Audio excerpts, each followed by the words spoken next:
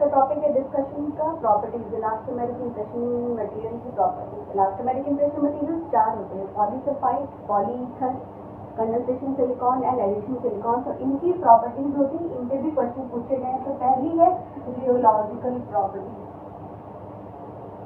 पहली है rheological property. Rheological property के बाद आती है इलास्टिसिटी एंड विस्को इलास्टिसिटी, उसके बाद आती है टियर स्ट्रेंथ, उसके बाद आता है डिसइंफेक्शन और आता है डायमेंशनल स्टेबिलिटी। ये 5 चीजें आज हम पढ़ेंगे, 1 2 3 4 5, और पांचों पे एक एक क्वेश्चन पूछे गए हैं। तो रियोलॉजिकल प्रॉपर्टी में 3 टर्मिनोलॉजीज आती हैं। तो रियोलॉजिकल प्रॉपर्टी में हम 3 टॉपिक्स पढ़ेंगे। पहला होता है शेयर थिनिंग, दूसरा होता है स्यूडोइलास्टिसिटी और तीसरा होता है थिग्जोट्रॉफी। ये मटेरियल की प्रॉपर्टी है। तो शेयर थिनिंग प्रॉपर्टी में मटेरियल में क्या दिखेगा? शेयर थिनिंग का मतलब है जब हम किसी भी मटेरियल पे, किसी भी नहीं, इलास्टोमेरिक इंप्रेशन मटेरियल पे जब हम प्रेशर लगाते हैं तो उसकी विस्कोसिटी बढ़ जाती है, यानी कि वो मोर लिक्विड हो जाता है, यानी कि फ्लो करने लगता है, और थोड़ी देर रेस्ट के बाद वो अपनी विस्कोसिटी को रीगेन कर लेता है, जो उस मटेरियल की नेचुरल विस्कोसिटी है।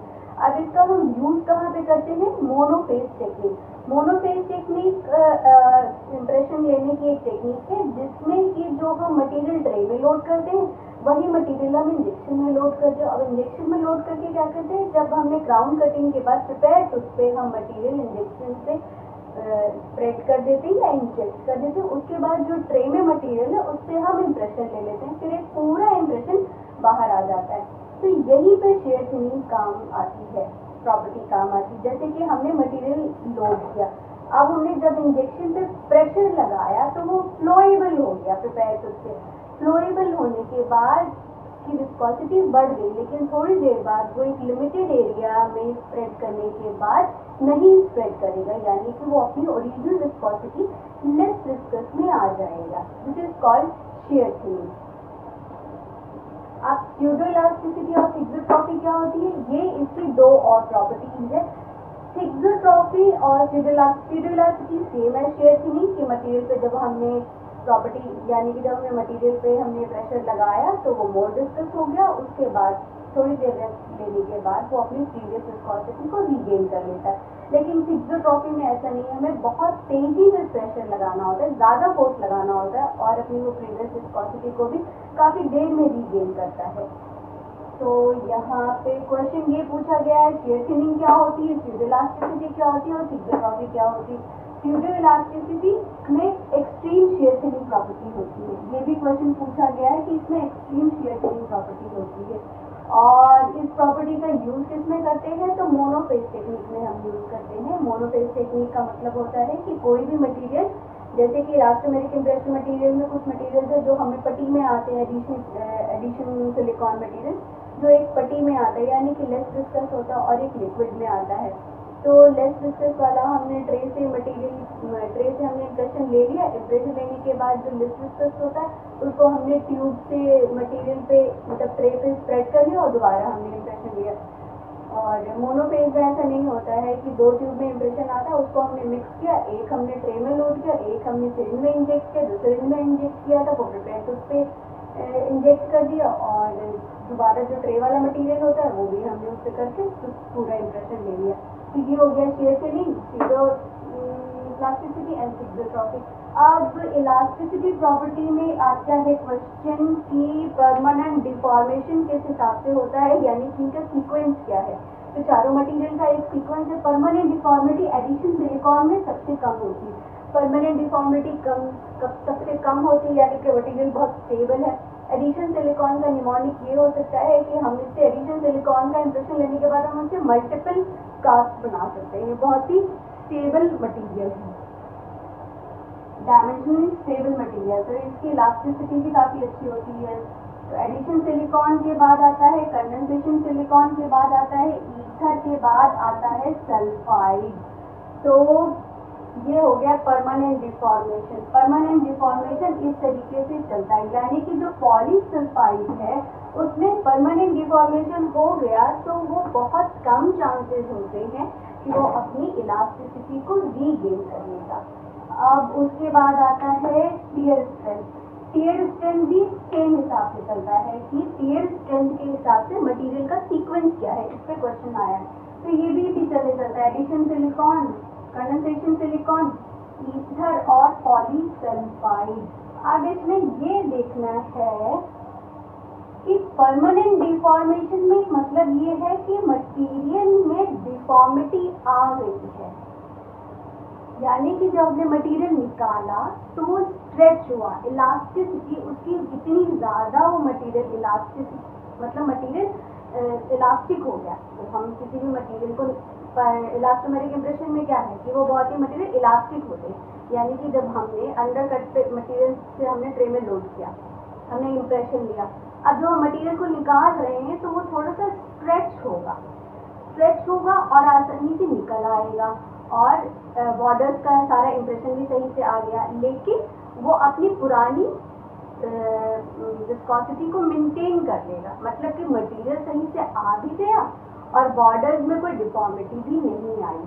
तो यही है, तो जब पॉलीसल्फाइड से हम इंप्रेशन लेते हैं तो वो परमानेंट डिफॉर्मिटी कर देता है। कि इसमें यही ध्यान रखना है कि इलास्टिसिटी और विस्को इलास्टिसिटी एक मेन हेडिंग है, बुक में ये सारी चीज़ें लिखी हुई हैं, तो उसके अंडर एक सब हेडिंग आती है परमानेंट डिफॉर्मिटी।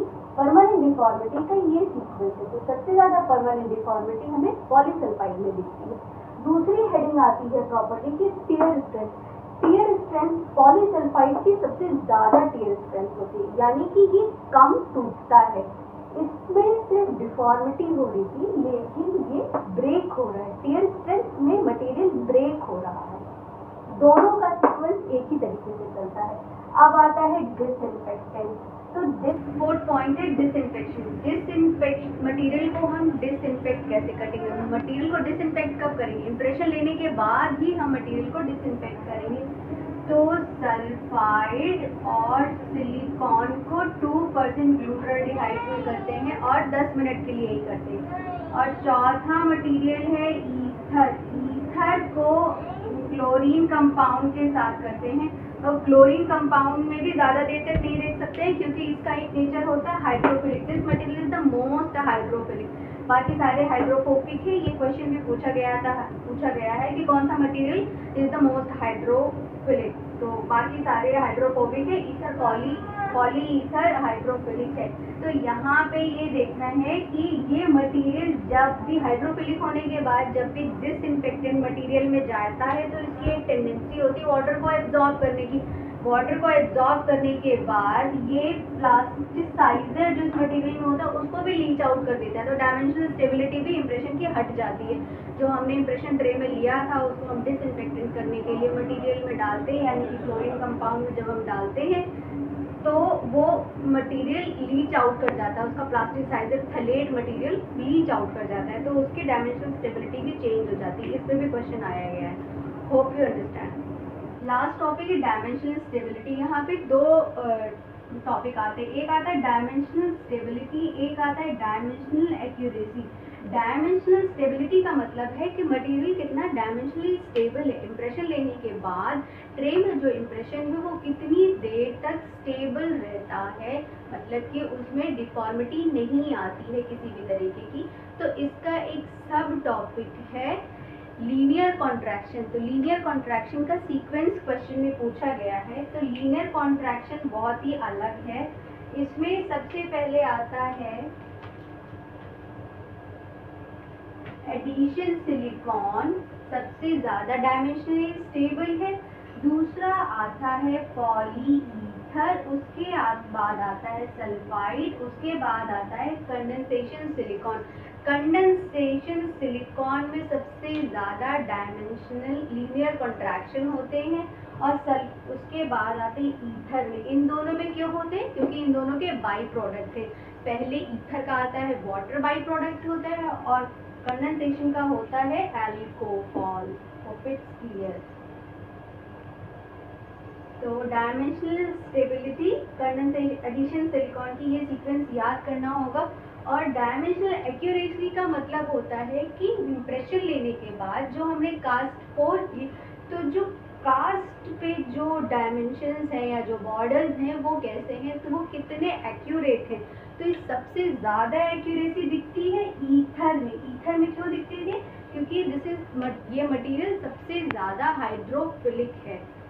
तो सबसे ज़्यादा डायमेंशनल एक्यूरेसी पॉलीईथर में दिखती है और सबसे ज़्यादा डायमेंशनल स्टेबिलिटी एडिशन सिलिकॉन में दिखती है। ये कैसे निमोनिक इस तरीके से भी याद कर सकते हैं, क्योंकि एडिशन सिलिकॉन से हम बहुत सारी कास्ट निकाल सकते हैं, यानी कि इम्प्रेशन वो काफ़ी देर तक सही रहता है, 24 घंटे तक भी सही रहता है। 24 घंटे तक हम कितनी बार भी उससे इम्प्रेशन ले सकते हैं, कास्ट बना सकते हैं। Hope it's clear and hope you understand. Thank you.